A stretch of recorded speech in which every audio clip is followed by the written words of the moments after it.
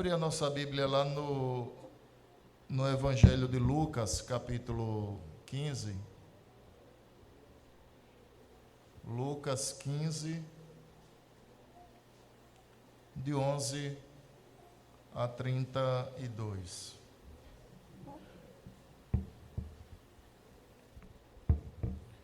Evangelho de Lucas, capítulo 15, versos de 11 a 32. Esse é o texto que fala sobre o filho pródigo, irmãos. Eu sei que talvez você pense assim, pastor, mas nós já ouvimos tantos sermões nesse texto. Pois é, irmãos, a palavra de Deus, ela sempre nos fala ao coração e ela vai continuar nos falando. E acredito eu que nessa noite ele deva nos falar poderosamente, porque a palavra de Deus, ela é poderosa para fazer isso. Apesar do pregador, Deus é poderoso para falar, tá bom? Vamos orar? Senhor, que as palavras dos meus lábios e o meditar do meu coração sejam agradáveis na tua presença, Senhor, rocha minha, e em Cristo nosso Redentor. Amém. Queridos, essa parábola, ela deveria ser chamada de parábola do amor do Pai. Comumente conhecemos como parábola do filho pródigo, porque esses textos em negrito, onde está escrito assim, a parábola do filho pródigo. Esse texto em negrito, ele não é inspirado. Ele está posto aqui para facilitar o nosso entendimento acerca do tema que o texto vai tratar. Mas certamente que o tema mais adequado deveria ser a parábola do amor do Pai. Porque o grande personagem desse texto é o pai, e não o filho gastador, porque pródigo significa gastador, nem tampouco o outro filho também perdido que estava em casa. É um outro equívoco que se comete quando se lê essa parábola, é acreditar que esse pai tinha um filho perdido. Na verdade, esse pai tinha 2 filhos perdidos. A diferença é que um estava perdido na rua, o outro perdido dentro da própria casa. Mas para a gente entender o contexto, é necessário começar a compreender qual o sentido ou qual o propósito de uma parábola. Por que Jesus falava por parábolas? Muitos têm o entendimento de que a parábola era um mero meio didático, mas a parábola, ela é muito mais profunda do que essa ideia de ilustrar. Na nossa cultura, quando nós queremos facilitar o entendimento das pessoas, a gente costuma usar exemplos, fazer analogias, e o objetivo disso é fazer com que as pessoas entendam de modo mais claro, mais fácil, assimilem com a maior facilidade. Por incrível que pareça, a parábola, ela não tem esse sentido. Nós vamos perceber isso lá no Evangelho de Marcos, capítulo 4, de 10 a 12. Lá fala sobre o propósito pelo qual Jesus falava através de parábolas. Marcos 4, de 10 a 12. Vejam o que diz aqui. Quando Jesus ficou só, os que estavam junto com os 12, o interrogaram a respeito das parábolas. Verso 11. Ele lhe respondeu: a vós outro vos é dado conhecer o mistério do reino de Deus, mas aos de fora tudo se ensina por meio de parábolas, para que vendo, vejam e não percebam, e ouvindo, ouçam e não entendam, para que não venham a converter-se e haja perdão para eles. Resumindo, Jesus falava por parábolas, porque a parábola era um filtro usado por Jesus.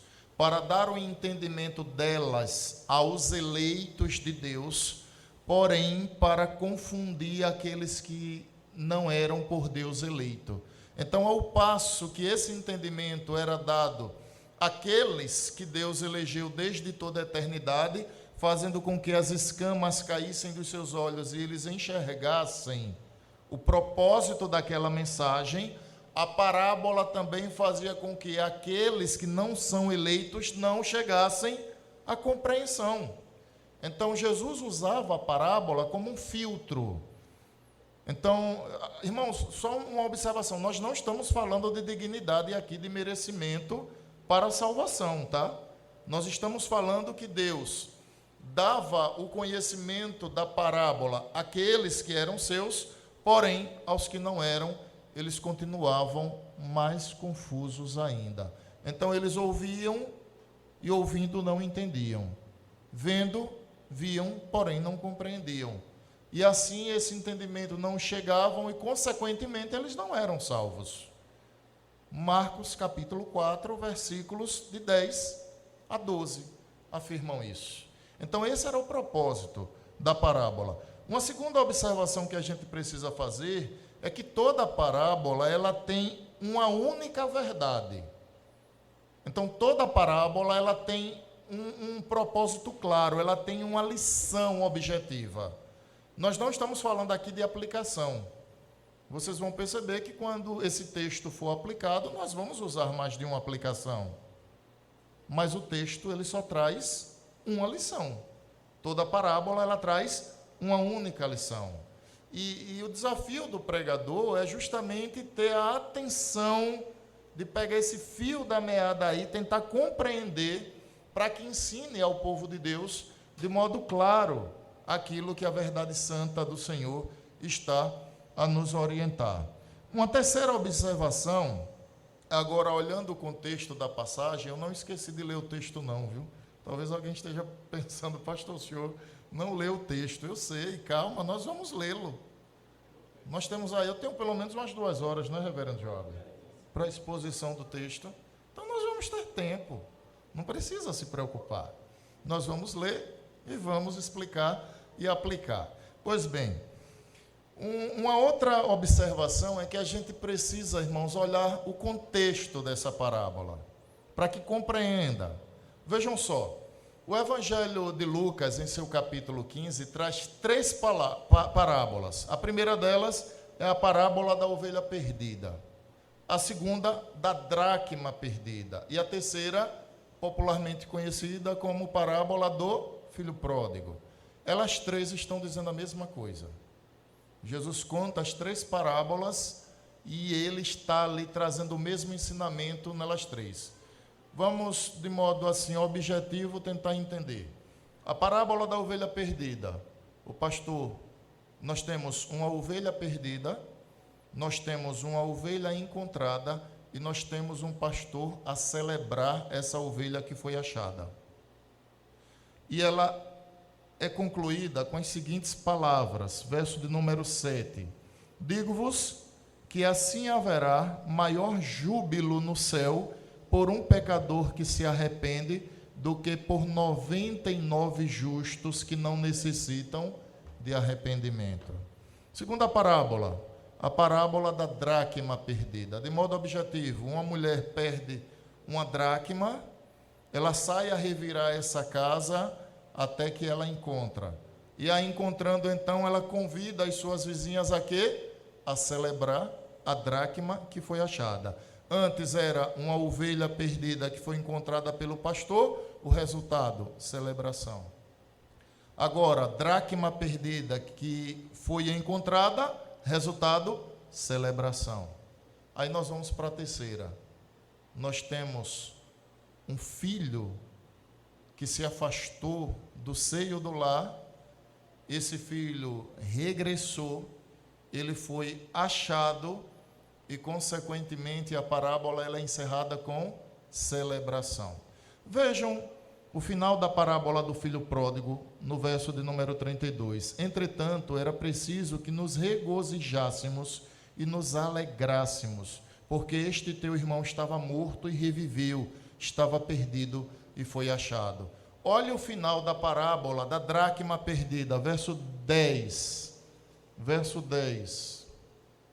Diz assim: eu vos afirmo que de igual modo há júbilo diante dos anjos de Deus por um pecador que se arrepende. Os irmãos conseguem notar que temos o mesmo enredo nas três parábolas: o perdido que foi encontrado e o seu encontro foi celebrado. Isso acontece com a ovelha, no contexto da dracma e no contexto do filho pródigo. Ou seja, Jesus conta três parábolas e traz o mesmo ensinamento. E para que entremos, irmãos, definitivamente no texto, e eu não vá me alongando, eu ainda quero te chamar a atenção para um outro contexto da parábola do filho pródigo. A pergunta é: por que Jesus conta três parábolas? A resposta está nos versos 1 e 2 do capítulo 15. Vejam só: aproximavam-se de Jesus todos os publicanos e pecadores para o ouvir. Vejam a consequência, verso 2: e murmuravam os fariseus e escribas, dizendo: este recebe pecadores e come com eles. Aí o verso 3 vai dizer: então lhes propôs Jesus esta parábola. O que leva Jesus a contar a parábola da ovelha perdida, da dracma perdida e do filho pródigo é o fato dele estar sendo discriminado por religiosos da época, a saber, escribas e fariseus, que julgavam ser salvos por suas obras, e esse mesmo Jesus recebia pecadores, como se os escribas e fariseus não fossem, né? Que também eram, mas não se julgavam dessa forma. Então, o fato de Jesus comer com pecadores e recebê-los faz com que ele esteja sendo discriminado. Então, qual a resposta dele? As três parábolas. Agora, finalmente, nós vamos à parábola do filho pródigo, porque agora a sua mente ela está preparada para entender a parábola. Agora você está sabendo de tudo o que precisa saber para compreender. Vamos lá, então. Primeiro momento dela, versos de 11 a 24. Jesus quer tratar sobre quem? Qual o significado dos versículos de 11 a 24? Porque aqui ele vai falar sobre o filho mais novo. E esse filho mais novo está representando quem no contexto daquilo que ele vai ensinar? Está representando os publicanos e os pecadores. Essa parábola de 11 a 24 está apontando para o filho pródigo, o filho gastador, e justamente Jesus está fazendo alusão aos publicanos e pecadores. Verso de número 11. Ele começa falando sobre a partida, de 11 a 13. Diz assim: continuou: certo homem tinha 2 filhos. O mais moço deles disse ao pai: pai, dá-me a parte dos bens que me cabe. E ele lhe repartiu os haveres. Passado não muitos dias, o filho mais moço, ajuntando tudo o que era seu, partiu para uma terra distante e lá dissipou todos os seus bens, vivendo dissolutamente. Aqui nós temos o primeiro momento desse texto sagrado. E é curioso, irmãos, tentar compreender, ou é necessário tentar compreender o contexto. Pense na seguinte hipótese: se um filho seu chegasse e dissesse assim: pai, por gentileza, a minha parte na herança, eu gostaria que o senhor já repartisse e me desse. Sabe qual seria sua primeira sensação? Que o seu filho estaria desejando sua morte. Era a primeira coisa que você ia pensar. Porque, irmãos, no Brasil, por exemplo, não existe herança de pessoa viva. Não existe herança de pessoa viva. As pessoas morrem e aquilo que era patrimônio delas, agora será repartido para os herdeiros legais, aqueles que têm direito. Não, pastor, mas eu conheço não sei quem. Doação é uma coisa, herança é outra. Herança é de pessoa morta. Doação, você pode pegar parte do seu patrimônio e doar. Herança não. Herança é de pessoa morta. E quando esse filho vai nesse contexto e pede ao pai, então, que lhe dê a parte que lhe compete, ou a parte a qual ele teria direito após a morte do pai, culturalmente ele está tomando um procedimento de desejo à morte do seu pai. Ou seja, essa era uma atitude para aquele contexto repugnante. Aquele filho estava rejeitando veementemente o seu pai. Irmãos, não é um desejo mero pela herança. Não é um desejo simples de ter bens e consumi-los. Não é isso. Vai além da ideia. Por isso que é tão importante a gente entender a cultura. A lei judaica permitia até que o pai repartisse. O exemplo que eu citei aos irmãos da herança foi um exemplo no contexto do Código Civil brasileiro. Na lei judaica, o pai poderia repartir, mas eles só teriam direito ao usufruto disso após a morte do pai. Então o pai podia dizer, olha, é o seguinte, o filho mais velho, naturalmente, ele tinha direito a 2/3 da herança, por ser o filho primogênito, e o filho mais novo, no contexto aqui, teria direito, então, ao 1/3 restante. Mas quando é que eles poderiam usar isso? Após a morte do pai. Quando o pai tem que antecipar a herança ao filho mais jovem, ele está tomando uma medida a qual a lei não previa, mas ainda assim ele faz. E ele faz a pedido do seu filho, que ali está desejando muito mais que bens. Ele está desejando a morte do seu próprio pai. Ele está repudiando o seu pai, está desprezando a casa paterna, o seio da família. Então, é necessário a gente entender esse contexto. Dos versos 14 a 16, nós temos agora a miséria que esse filho passa a sofrer em razão desse procedimento. E diz assim o texto sagrado, 14 a 16. Depois de ter consumido tudo, sobreveio àquele país uma grande fome, e ele começou a passar necessidade. Então ele foi e se agregou a um dos cidadãos daquela terra, e este o mandou para os seus campos a guardar porcos. Ali desejava ele fartar-se das alfarrobas que os porcos comiam, mas ninguém lhe dava nada. No enredo que Jesus conta, coloca aquele jovem em um estado de total miséria. Nós nordestinos comemos carne de porco, não temos problema com isso, comemos buchada, comemos o sangue da galinha, não tem problema, comemos até o rabo do boi e não tem problema nenhum com isso. É rabada, é buchada, é sangue, nordestino é raiz, nordestino não tem problema com alimentação. Mas você sabe que o porco para o judeu é um animal extremamente imundo. Um dos animais mais imundos para o judeu é o porco. O enredo que Jesus conta coloca esse homem, observem, em um estado de total miséria. E só o fato dele criar porcos já coloca ele em uma condição depreciativa caso alguém quisesse contratá-lo como funcionário.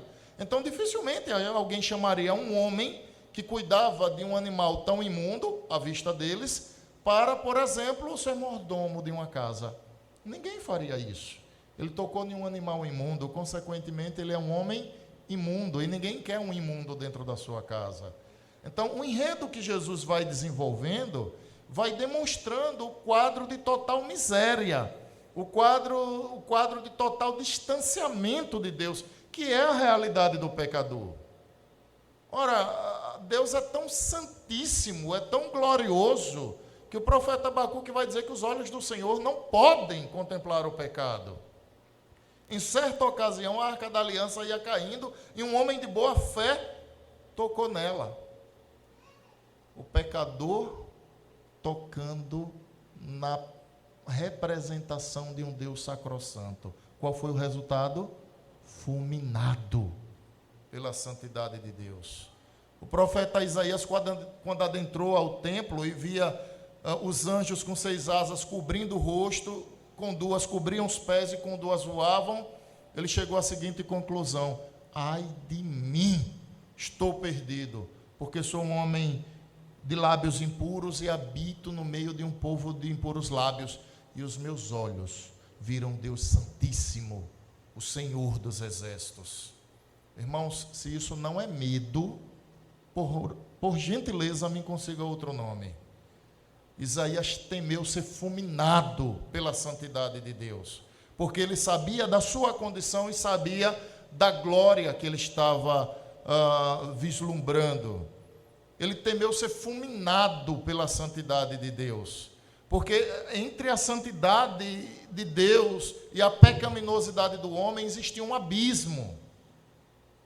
Esse jovem, ele se encontra num quadro de total miséria.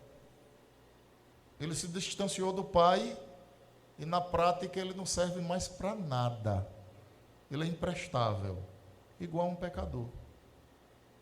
Estou falando do ponto de vista espiritual, obviamente. A palavra de Deus vai afirmar que nós estávamos mortos em nossos delitos e pecados, e Deus nos deu vida. Com todo respeito à memória daqueles que se foram, mas eles não têm escolha. Eles são levados para onde o conduzem. Eles precisam ser sepultados. Não há mais fôlego.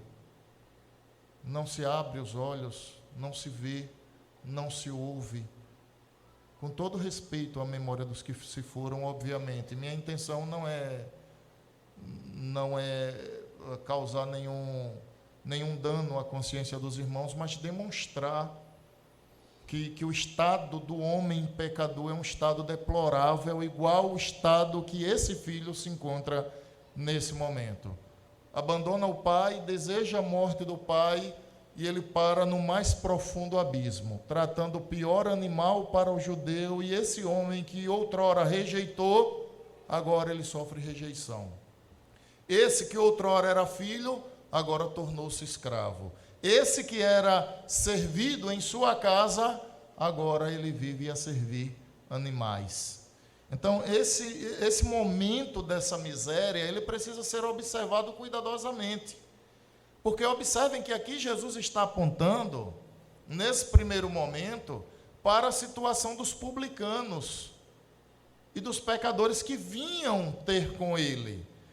Os fariseus e os escribas não sabem que a situação deles é exatamente a mesma, que no texto é figurado justamente pelo filho mais velho.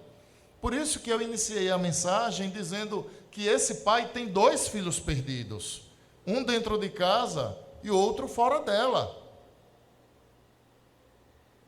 O grande problema é que o filho que estava dentro de casa não tem consciência da sua perdição. Esse é um problema muito sério. Os versos de 17 a 19 vão falar sobre a contrição. Observem que nesse momento, então, esse filho ele é consternado. Ele é tomado por uma profunda reflexão, quando ele então olha para a casa do seu pai, relembra e chega à conclusão que ele era feliz e não sabia.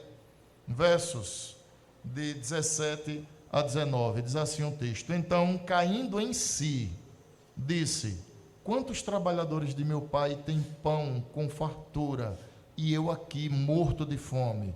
Levantar-me-ei e irei ter com meu pai, e lhe direi: pai, pequei contra o céu e diante de ti. Já não sou digno de ser chamado teu filho. Trata-me como um de seus trabalhadores. Observem que ele tem consciência da sua situação. Ele é o pecador que está ciente da sua indignidade. Ele é o pecador que está ciente da sua total dependência do favor do Pai. Ele propõe retornar à casa do Pai, mas agora não para ser recebido como filho, mas como um dos trabalhadores. Porque conclui: os trabalhadores do meu Pai têm uma vida melhor que a minha. É o pecador consciente. Lembram dos publicanos? Os mesmos publicanos e pecadores aqui que são discriminados pelos fariseus e escribas, eles não encontram dignidade em si. Eles vão ter com Jesus. Eles encontram em Cristo o favor que lhes é necessário. Os fariseus olhavam para si, discriminavam Jesus porque entendiam que encontravam nele mesmos a dignidade para o reino de Deus.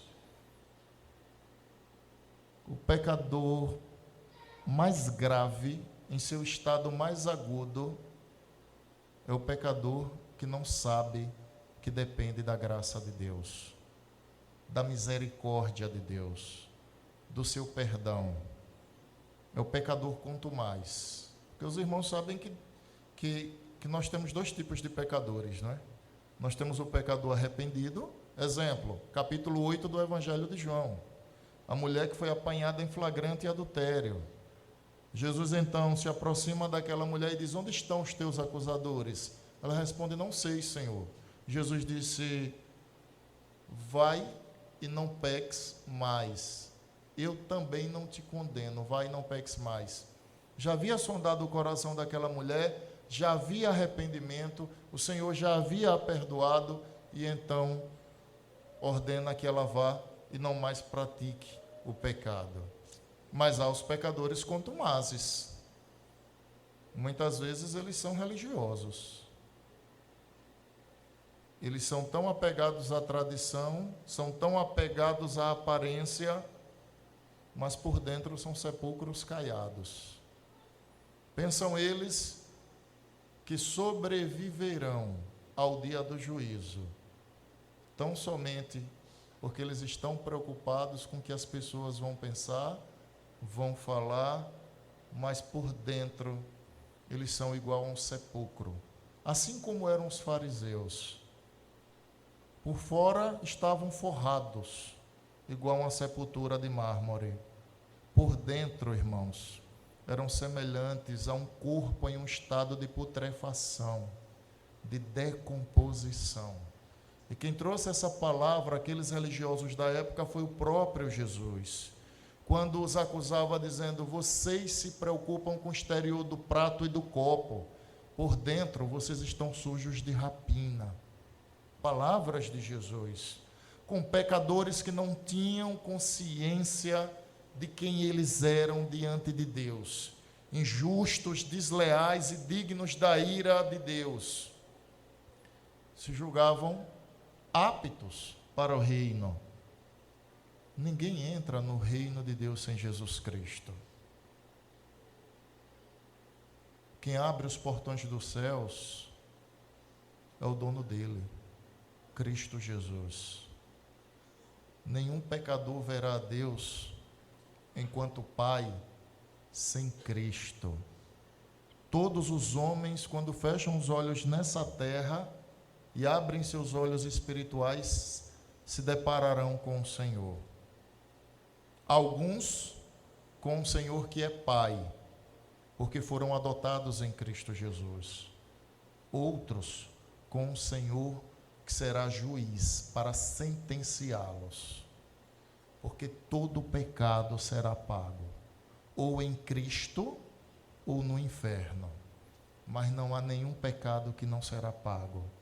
Ou foi pago por Cristo, por aqueles que creem, ou será pago pelo próprio pecador.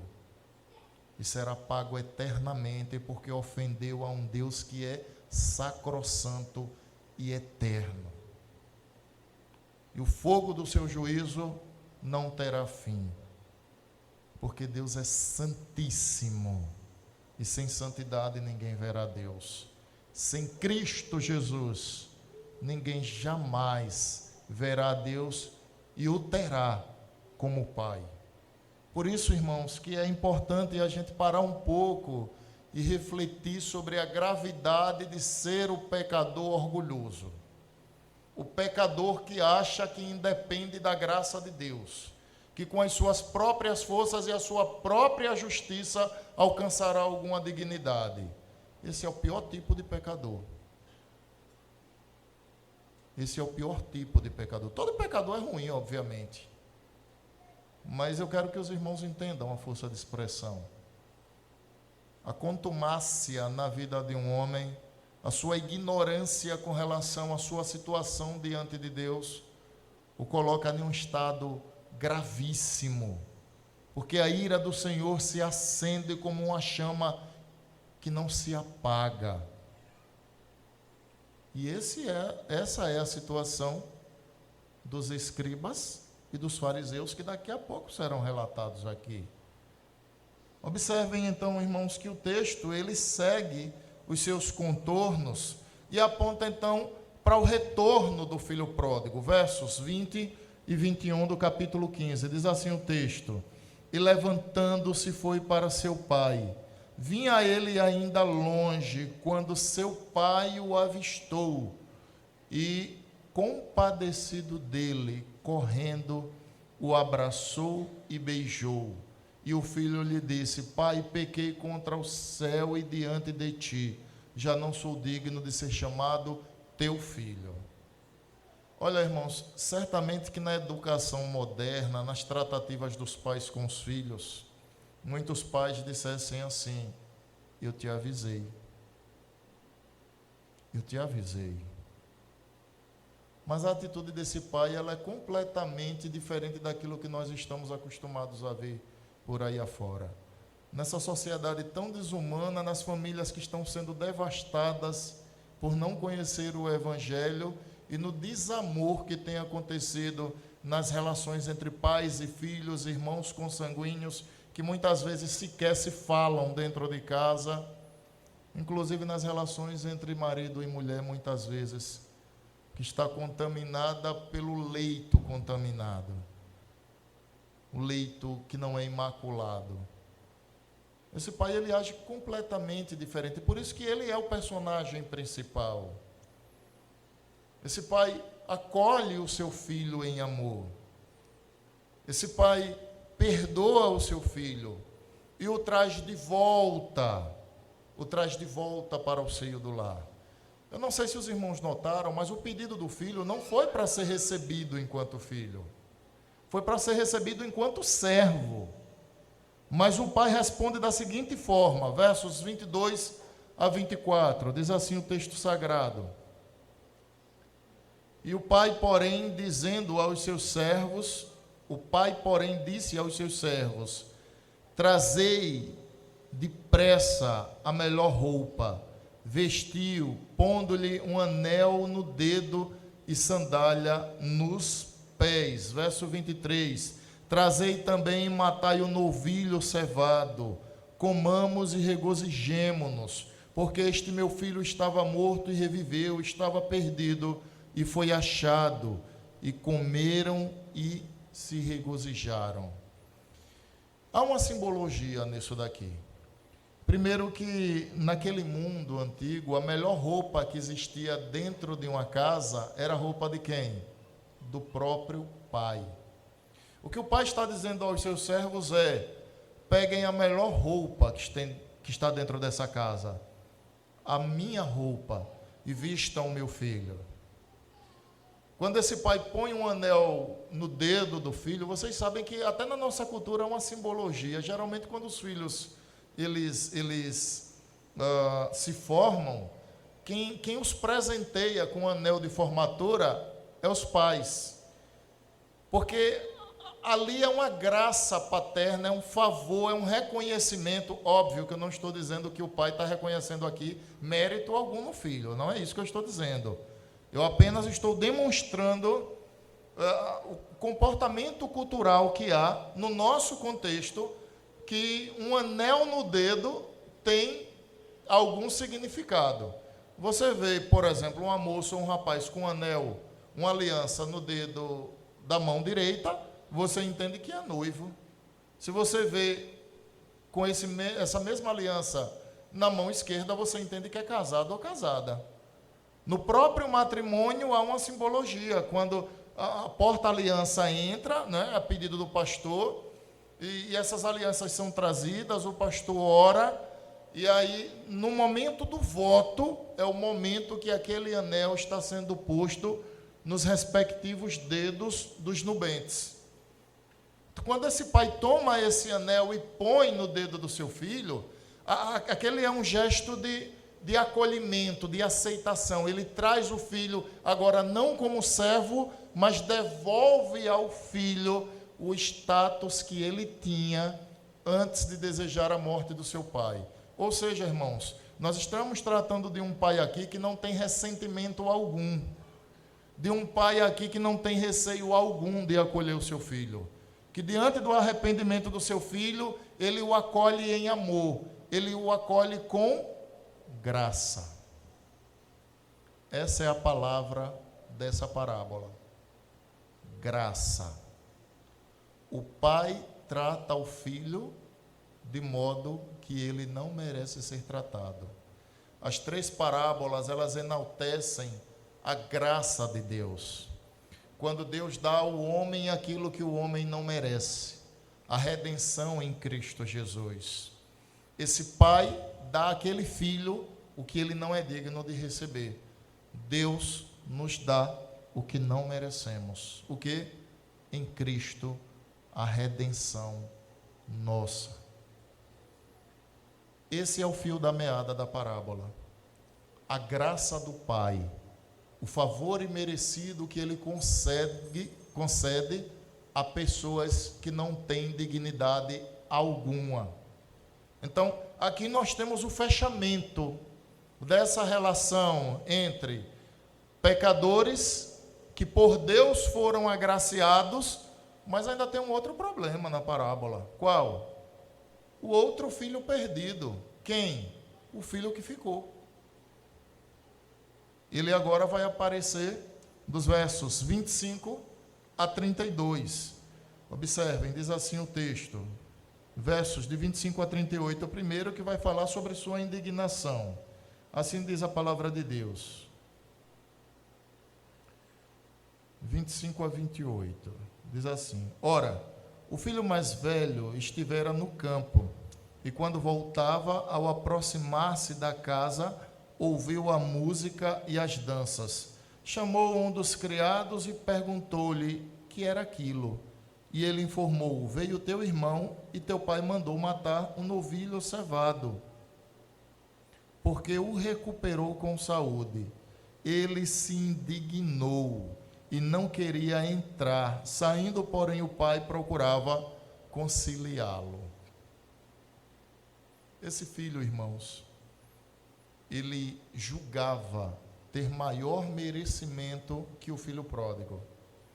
Por que ele julgava? Pelos próprios argumentos que ele usa. Ele vai dizer mais à frente que ele está com o pai há anos, está trabalhando, o pai nunca lhe deu um novilho cevado para que ele desfrutasse com os amigos. Mas esse teu filho aí, palavras que ele usa, esse teu filho gastou todo o teu dinheiro com meretrizes e o Senhor o acolhe. É exatamente o que está acontecendo naquele momento, quando Jesus acolhe publicanos e pecadores, mas tem escribas e fariseus indignados com ele. Os escribas e fariseus estão arrogando para si um direito que eles não têm. Qual homem que tem alguma dignidade diante de Deus? Qual homem que pode chamar Deus por méritos pessoais? Absolutamente nenhum, mas eles não têm essa compreensão. São pecadores que estão cegos por uma suposta dignidade que não existe, por um suposto merecimento que nunca houve. Pensam eles que adentrarão ao reino de Deus por sua suposta justiça. É exatamente o que o filho está fazendo aqui. Ele se aborrece Porque o pai recebe o filho, entenda-se, pecador de volta, e ele entende que o pai agiu inadequadamente. É exatamente isso. O texto segue e vai afirmar então o orgulho dos versos 29 a 30 do filho mais velho. Diz assim: mas ele respondeu a seu pai: há tantos anos que te sirvo, sem jamais transgredir uma ordem tua. Prestem atenção nessas palavras. Eu te sirvo há muitos anos e não transgredi, deixa eu traduzir, uma lei do Senhor. É o que os fariseus pensavam. Sem transgredir uma ordem tua, e nunca me deste um cabrito sequer para alegrar-me com meus amigos. Vindo, porém, esse teu filho, que dissipou os teus bens com meretrizes, tu mandaste matar para ele um novilho cevado. Olha a indignação. Quem pensava que por merecimento teria o reino de Deus por servir a Deus e jamais quebrar um mandamento da lei? Fariseus e escribas. Os irmãos lembram da parábola, da parábola que Jesus contou sobre o publicano e fariseu? Jesus diz assim: o publicano e fariseu subiu ao templo para orar.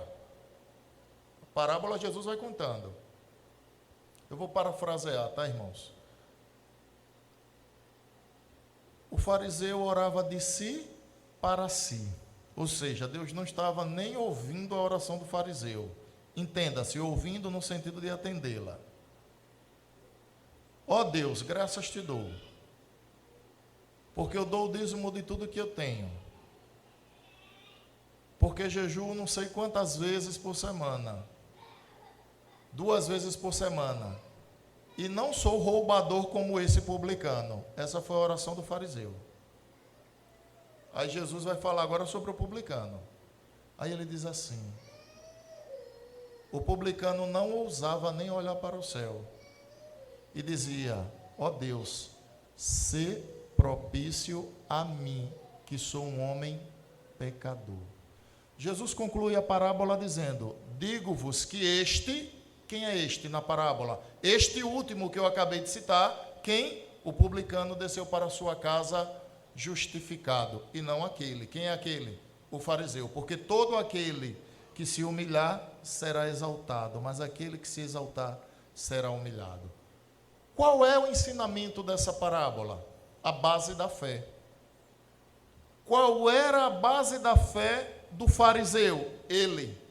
Qual a base da fé do publicano na parábola? A graça de Deus. Olha o contexto dessa parábola aqui que nós estamos a apreciar.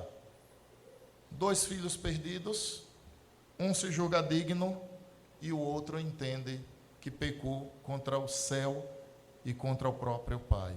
E aí ela vai sendo concluída, irmãos, então no verso de número 31 e 32, para que a gente possa aplicar. Então lhe respondeu o pai: meu filho, tu sempre estás comigo, tudo o que é meu é teu. Entretanto, era preciso que nos regozijássemos e nos alegrássemos, porque este teu irmão estava morto e reviveu, estava perdido e foi achado. Os fariseus pensavam ter dignidade diante de Deus. Quais são as aplicações que a gente tira aqui, irmãos? Primeiro, a consciência que o filho mais novo estava perdido longe de casa, enquanto o filho mais velho estava perdido dentro da casa do pai. Eu queria te chamar a atenção nessa noite para que você tivesse cuidado em compreender que não é o fato de você vir à igreja que é a garantia da sua salvação. Tem muitas pessoas que vêm à igreja. Inclusive, às vezes, a igreja tem até membros que nunca nasceram de novo. A gente precisa investigar o nosso coração, pedir a Deus graça e misericórdia, para que não sejamos fariseus dentro de uma igreja que reúne os santos filhos de Deus. A gente não pode, irmãos, arrogar para nós algum direito diante de Deus, porque não temos e nunca possuímos. Na igreja, o filho que tem dignidade é aquele que pagou o preço pela igreja, a saber, o próprio Cristo. E muitas vezes nós até estamos inseridos no rebanho. Muitas vezes nós entendemos que de fato fazemos parte da igreja de Cristo, porque estamos na igreja visível. É a igreja invisível, onde estão todos os salvos de Deus. Na igreja visível existe joio e existe trigo. É possível que na igreja visível alguém tenha feito a pública profissão de fé e na ocasião do exame do conselho tenha respondido tudo como manda o figurino. Tudo.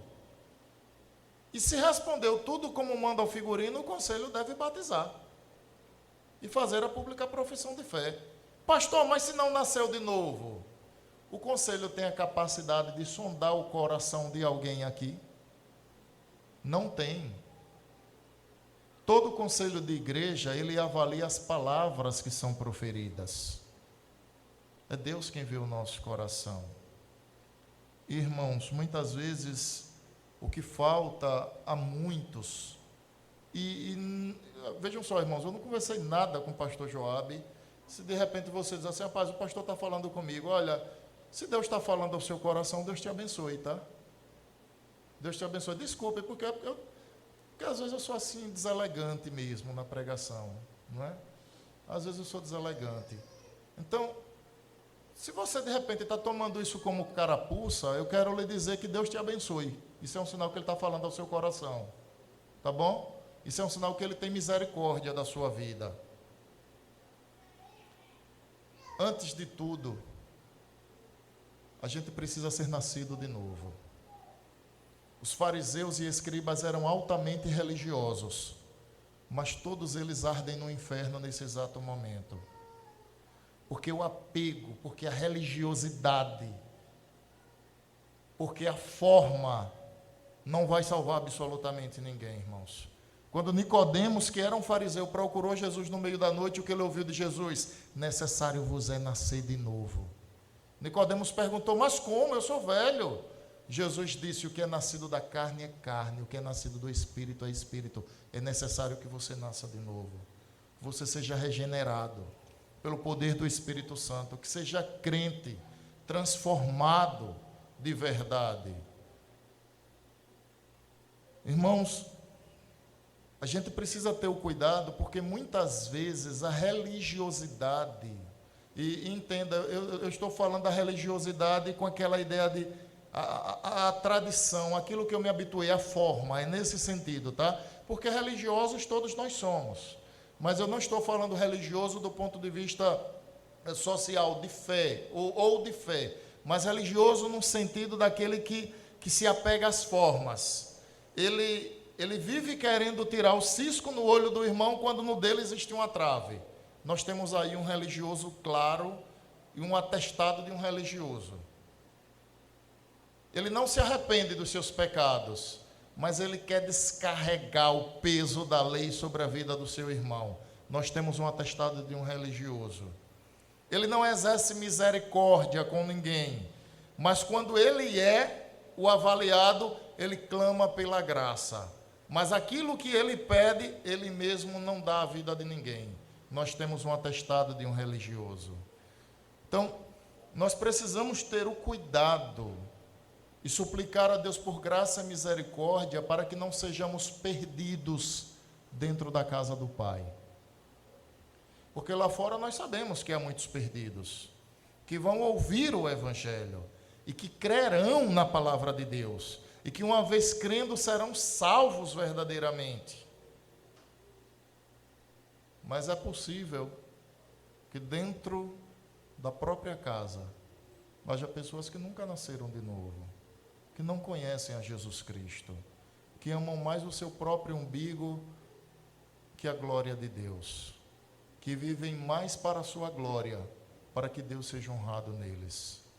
A gente precisa ter esse cuidado. Na parábola demonstra que Deus é um Deus de graça, um Deus que dá ao homem aquilo que ele não tem dignidade para receber. E nenhum pecador que não tenha essa compreensão será arrependido. Ou seja, nós precisamos ter a compreensão da nossa indignidade. Eu não estou falando indignação, não. São duas coisas diferentes.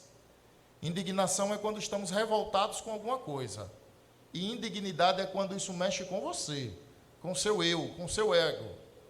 É quando você olha para si mesmo e percebe que diante de Deus você não é ninguém. Se não fosse a graça de Cristo na sua vida, você seria esmagado pela mão de Deus. Mas Deus, em sua infinita graça e misericórdia, enviou Jesus Cristo para que todo aquele que nele crê não seja esmagado pela ira de Deus, mas que tivesse em Cristo os seus pecados perdoados. Porque em Cristo os nossos pecados foram condenados, foram castigados. Então, é olhar para si e perceber o seu quadro de indignidade diante de Deus, de falta de merecimento. Às vezes a gente se arroga de coisas, irmãos, que não levam a lugar nenhum. A gente se orgulha de coisas até que era para se ter vergonha. A gente está perdendo a noção do que é ser povo de Deus. Não há arrependimento, não há quebrantamento, não há humilhação. Às vezes até quando há choro, as lágrimas são de crocodilo. Nós servimos a um Deus que é santíssimo, é glorioso. Deus não nos salvou por merecimento, mas por graça. Você é um favorecido, você que é salvo é um favorecido por Deus. Ele te favoreceu, mas não esqueça, mediante Jesus Cristo. Porque se fôssemos passar nossa eternidade no inferno, Deus estaria sendo justo, porque essa é a nossa dignidade, é a ira de Deus. Não havia filho digno na parábola. Um era gastador, o publicano os publicanos e pecadores, e outro orgulhoso, os escribas e fariseus, ou seja, todos indignos. O filho mais novo estava distante de Deus, o mais velho também, só achava estar próximo em razão de estar na casa. O filho mais velho estava desobedecendo os dois principais mandamentos da lei de Deus. Você sabe quais são os dois principais mandamentos da lei de Deus, os quais foram quebrados pelo filho mais velho? Qual, pastor? Está lá em Mateus capítulo 22, versículos 36 a 40. Vejam o que diz aqui. Mestre, qual é o grande mandamento da lei? Respondeu-lhe Jesus: amarás o Senhor teu Deus de todo o teu coração, de toda a tua alma e de todo o teu entendimento. Este é o grande primeiro mandamento. O segundo, semelhante a este, é: amarás ao teu próximo como a ti mesmo. Destes dois mandamentos dependem toda a lei de Deus. Ou seja, eles nem amavam a Deus e nem amavam o próximo. Típico de fariseu. O filho mais velho nem amou o pai, nem amou seu irmão. Ele mesmo estava quebrando todos os mandamentos da lei de Deus sem se dar conta disso. Da dignidade do homem, o que é que a palavra de Deus afirma? Romanos 3, versos 10 a 12.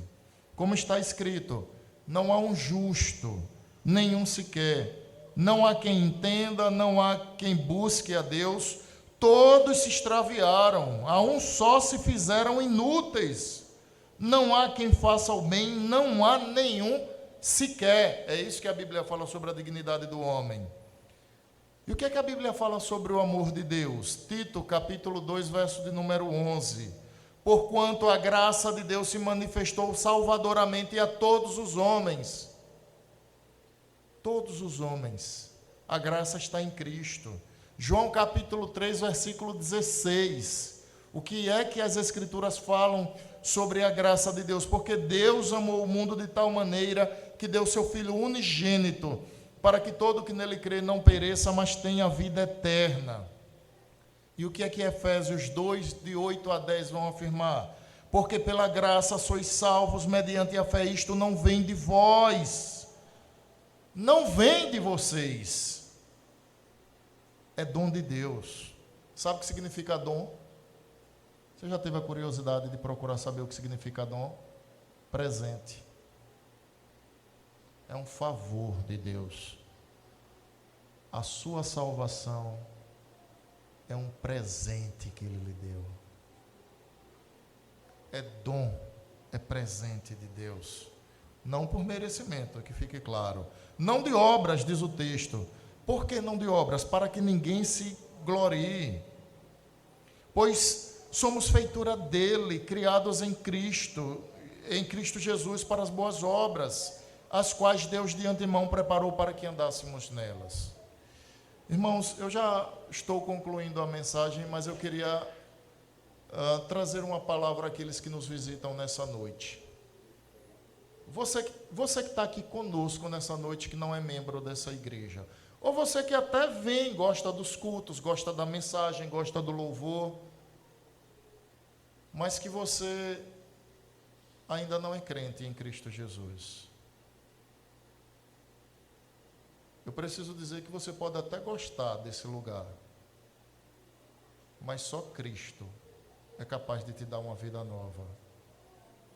Eu quero te lembrar que se você não crê em Jesus Cristo,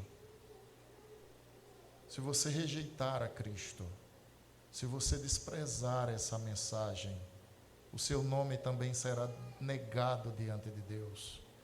Jesus disse: todo aquele que me confessar diante dos homens, eu o confessarei diante do meu Pai que está nos céus. Mas aquele que me negar diante dos homens, eu também o negarei diante do meu Pai que está nos céus. Eu dizia pela manhã, quando nós fecharmos os olhos nessa terra, vamos nos deparar com o Senhor. Mas que Senhor encontraremos? Um Pai de amor, que nos acolhe no seio do seu lar? Ou um juiz que arbitrará sobre a nossa vida, em razão de julgar as nossas obras? A resposta está em Cristo Jesus. Aqueles que creem são adotados por Deus, e eles são co-herdeiros com Cristo Jesus. Aqueles que não creem e desprezam essa mensagem, eles terão seus pecados castigados neles mesmos e eternamente. O que Deus está te dando hoje é o favor de oportunizar você ouvir a mensagem mais preciosa que você já ouviu na sua vida. A mensagem mais preciosa é o Evangelho da salvação. É Ele que redime o homem, é Ele que quebra o seu coração, é Ele que transforma a sua mente. É o Espírito Santo que regenera o seu caráter.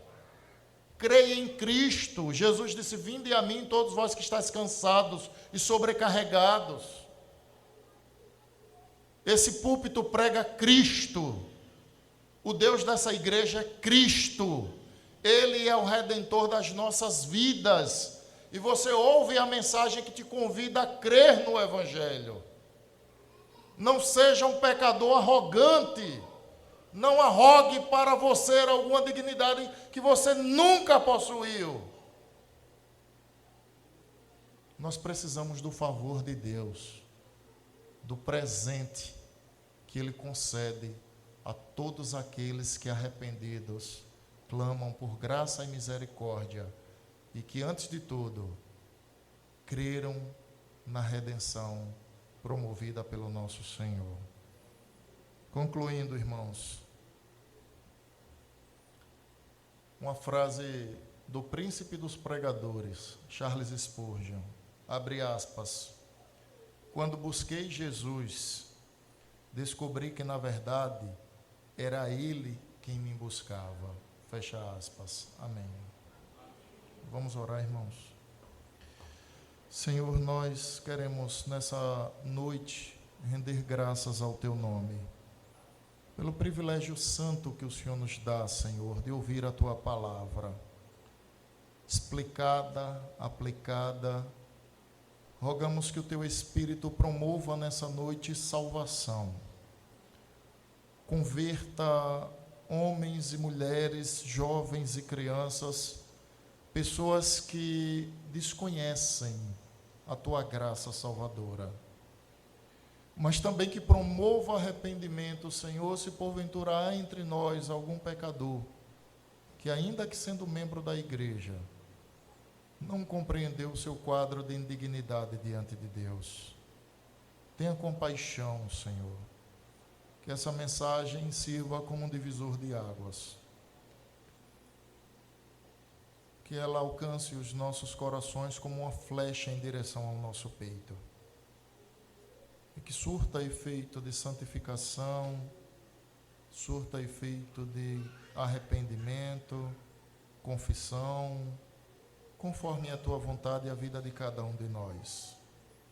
Ajuda-nos a compreender o quanto o Senhor é gracioso, bondoso, santo, e o quanto o Senhor nos favoreceu por meio do teu santo e glorioso Filho, o nosso Redentor, em nome de quem te oramos, Jesus. Amém. Amém, irmãos. Deus abençoe a cada um.